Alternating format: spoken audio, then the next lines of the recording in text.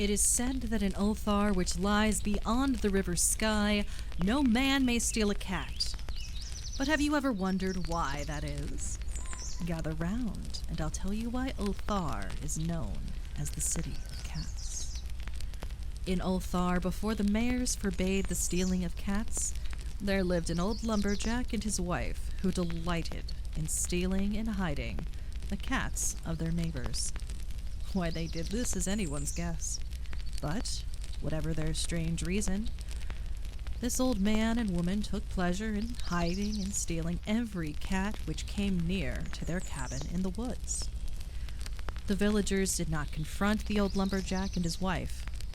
They were scared of the evil expressions on the withered faces of the lumberjack and his wife. They were scared because the cabin was so creepy and so darkly hidden under spreading oaks at the back of a neglected yard. In truth, much as the owners of cats hated these odd folk, they feared them more. And instead of confronting them as brutal catnappers, the village merely took care that no cherished pet should stray toward the remote hovel under the dark trees. When, through some unavoidable oversight, a cat was missed, the loser would cry or console himself by thanking fate it was not one of his own children who'd been kidnapped instead. The people of Ulthar were simple folk and did not know about the true power of cats. One day, a caravan of strange wanderers entered the narrow cobblestone streets of Ulthar.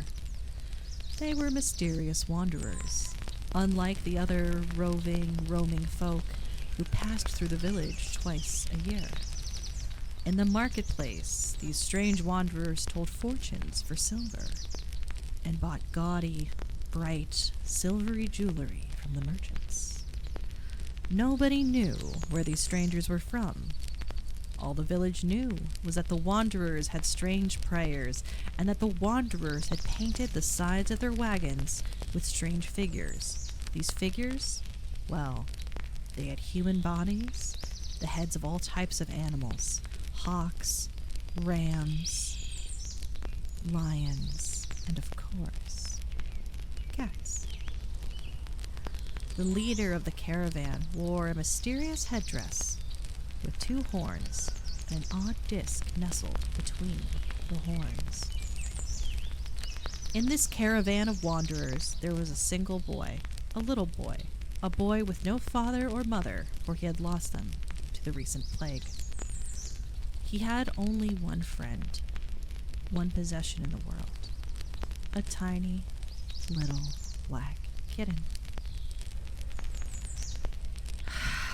When one is young, one can find great relief in the lively antics of a black kitten.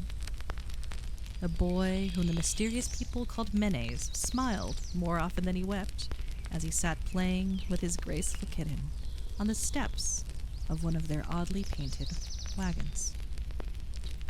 But on the third morning of the wanderer's stay in Ulthar, Menes could not find his kitten. And as he sobbed in the marketplace, crying for his lost pet, the villagers told him of that terrible old man and his wife.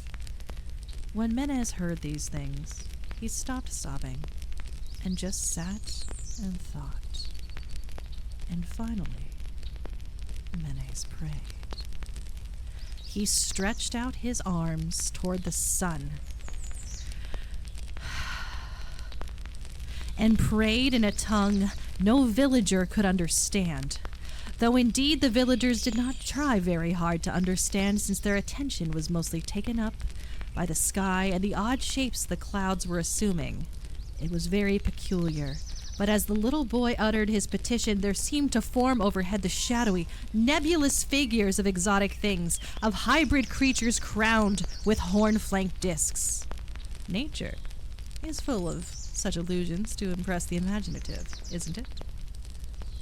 That night, the wanderers left Ulthar and were never seen again, or so the village thought.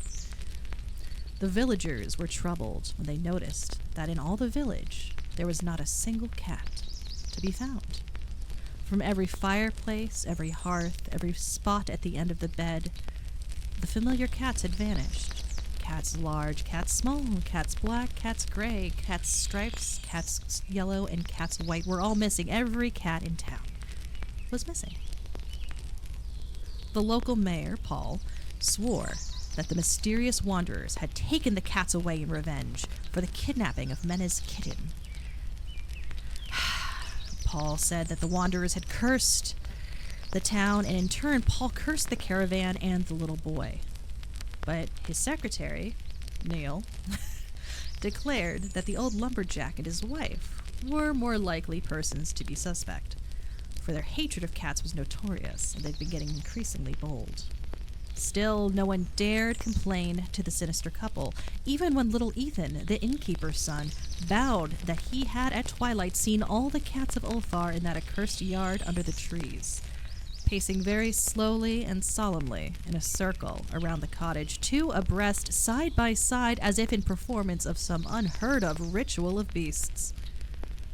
The villagers did not know how much to believe from so small a boy, and though they feared that the evil pair had charmed the cats, well, it was getting late, and they knew better to go near the lumberjack's house at night. So Ulthar went to sleep angry, and when the people awakened at dawn, behold, every cat was back at home. Large and small, black, gray, striped, yellow, and white, not a single cat was missing.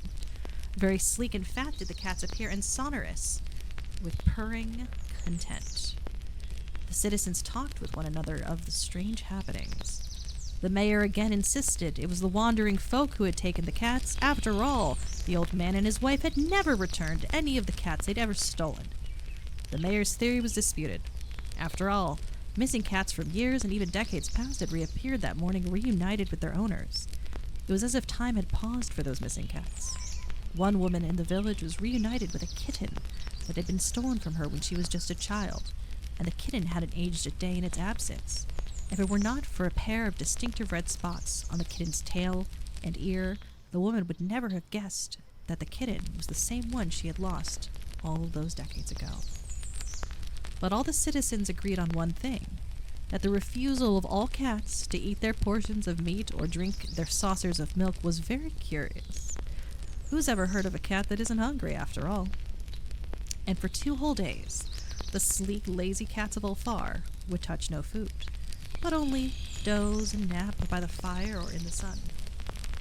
There was but one cat left unclaimed, a small black kitten, the kitten of that strange boy, Menes. A few days later, the caravan, which the town thought would never return, well, it returned, and Menes was reunited with his pet and smiled once more. But after that incident, the strange folk were never seen in the town again. It was fully a week before the villagers noticed that no lights were appearing at dusk in the windows of that accursed cottage under the trees, the one where the lumberjack and his wife had lived for decades. Neil remarked no one had seen the old man or his wife since the night the cats were away. In another week, the mayor decided to overcome his fears of the house, and he went and knocked at the door. Hello? Hello? Nobody answered.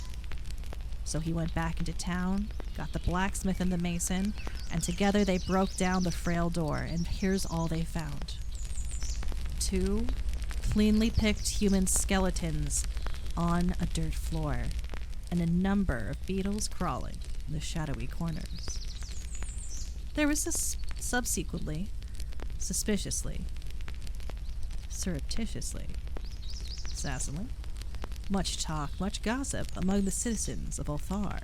They talked of the old lumberjack and his wife, of the caravan of dark wanderers, of small Menes and his black kitten, of the prayers of Menes and of the sky during that prayer, of the doings of the cats on the night the caravan left, and of what was later found in the cottage under the dark trees in that accursed yard. And in the end, the mayor passed that remarkable law which is told of by traders in Hatheg and discussed by travelers in Nur, namely, that in Ulthar no man shall steal.